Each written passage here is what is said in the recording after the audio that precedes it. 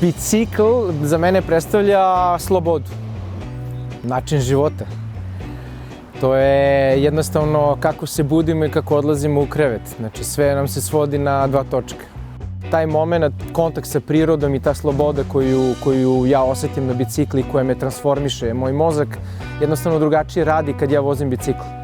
I kad sednem na bicikl, odmah automatski ide osmeh na licu i moj mozak i hormoni drugačije rade, tako da to je nešto što i dan danas me održava.